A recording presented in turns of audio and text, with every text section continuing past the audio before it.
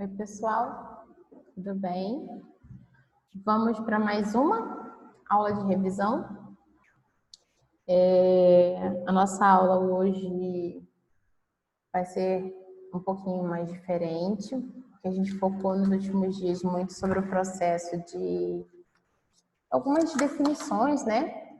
E hoje nós vamos revisar outras que a gente já trabalhou em atividades, só que a gente precisa revisar para poder fixar, né? Mais ainda o conteúdo para vocês. Então, vamos começar a falar sobre um assunto que a gente trabalhou alguns dias atrás, que foi sobre os eixos de circulação. Quais são os tipos, né, de transporte que nós temos aqui no nosso país? Então, nós vimos há alguns dias atrás que a gente tinha a possibilidade de utilizar o rodoviário, é o mais utilizado. A gente tinha a possibilidade de utilizar o ferroviário, que é mais utilizado na região sudeste e sul do nosso país, porque é onde eles carregam a maior parte das mercadorias, né?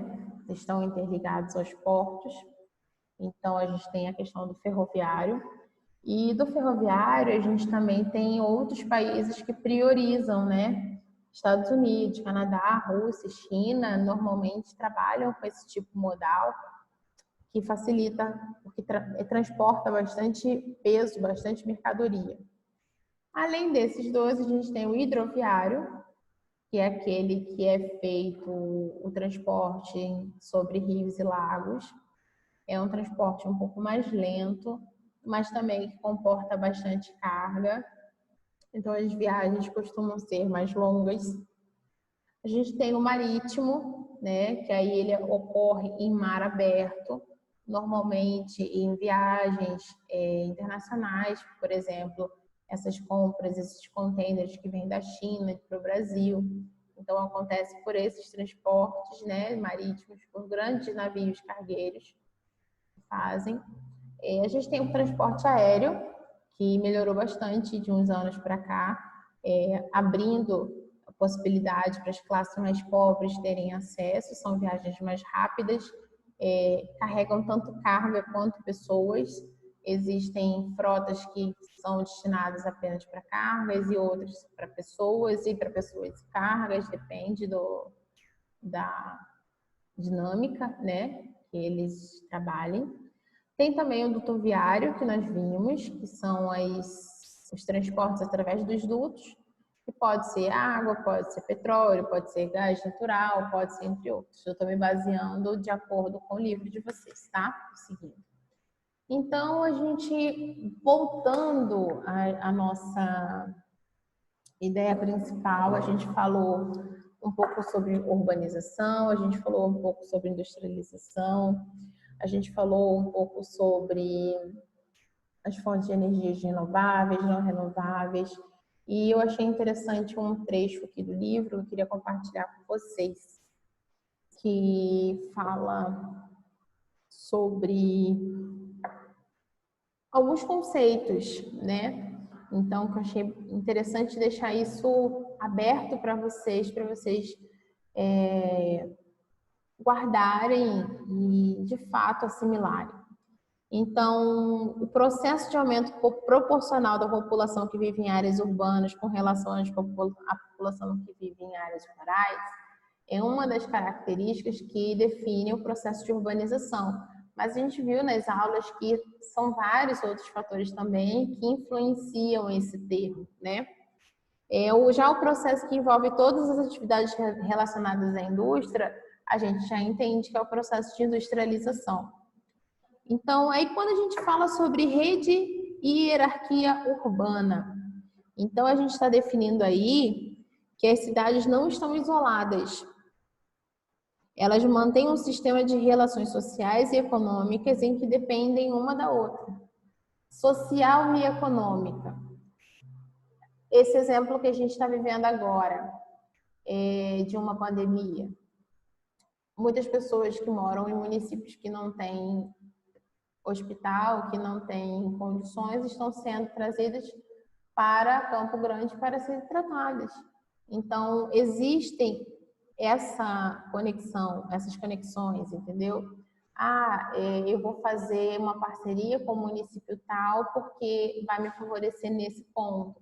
Então, essas redes de hierarquias mostram que as cidades não estão isoladas, que umas dependem das outras, que existem relações sociais, que uma contribui para o desenvolvimento da outra, tá?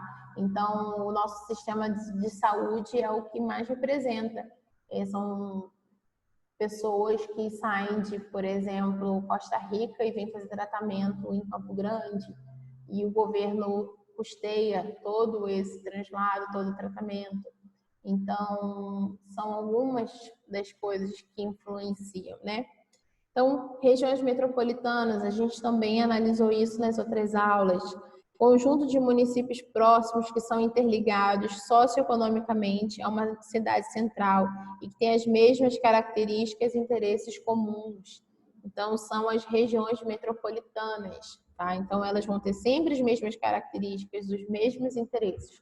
Elas vão estar voltadas sempre para as mesmas coisas, tá? Atividade industrial.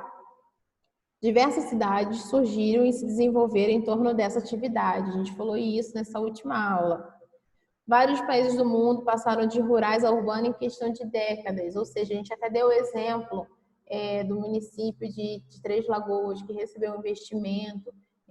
Algumas empresas de São Paulo receberam investimento para se instalar, então teve um boom muito grande, Três Lagoas se desenvolveu muito rápido para comportar aquela quantidade de indústrias que estava chegando e aquele contingente de pessoas também, tá?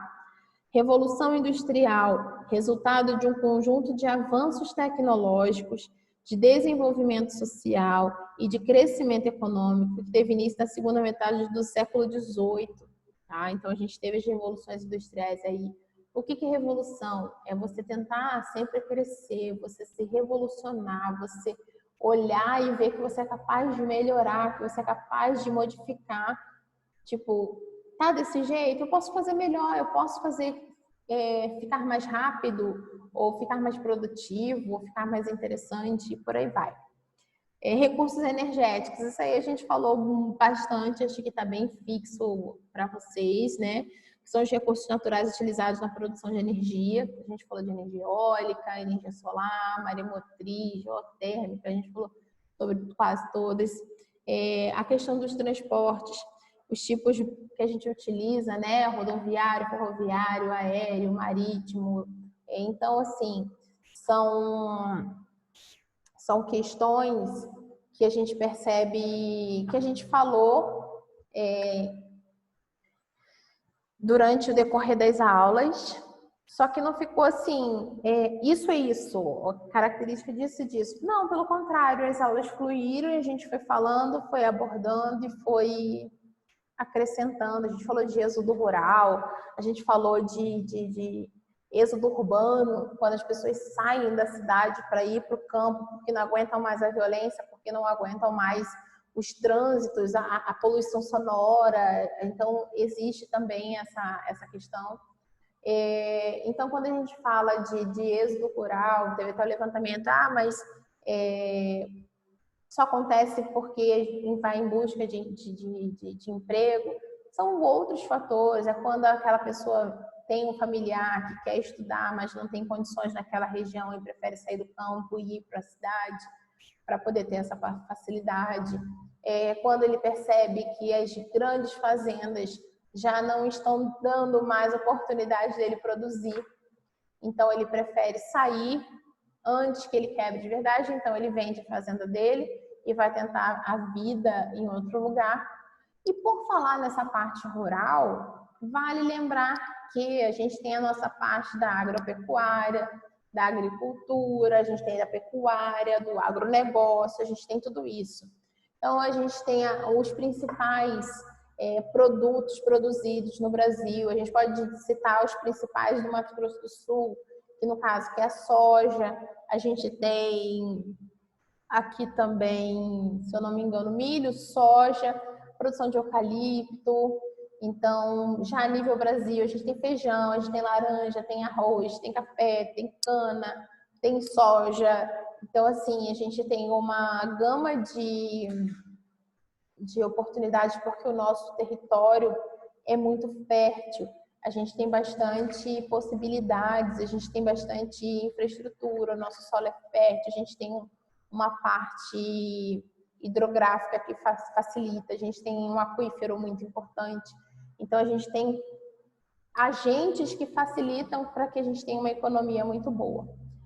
Aí eu lembro que teve um dia a gente estava conversando, eu lembrei e quis abordar isso hoje, que alguns tinham dúvidas quanto à pecuária, porque achava que a pecuária só era voltada só ao gado. E eu falei, não, gente, a pecuária é voltada para outros animais também. Então, assim, a gente, aqui no Brasil, a gente tem o enfoque para a pecuária, para a questão de ave, para a questão dos bovinos, que são da parte de gado de corte, de leiteiro também, né? Tem dos bovinos. A gente tem até de bufalinos, né? Que também são chamados de bubalinos, mas são bufalinos também, que pode ser chamado.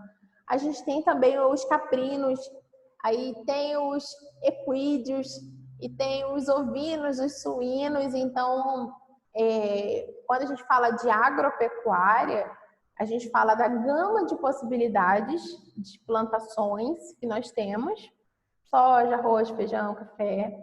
Quando fala da pecuária, a gente fala da gama também que a gente tem de búfalos, de bois, de cabras, de porcos, enfim, que alavancam a nossa economia, tá? Numa outra videoaula eu vou falar mais sobre o agronegócio, que é mais complexo, vou gravar para vocês, porque pode gerar algum tipo de dúvida, né? Então é mais fácil eu gravar uma específica. A gente sempre falou também nas aulas, já que é aula de revisão hoje, a gente sempre falou muito sobre meio ambiente, sobre cuidado com o meio ambiente.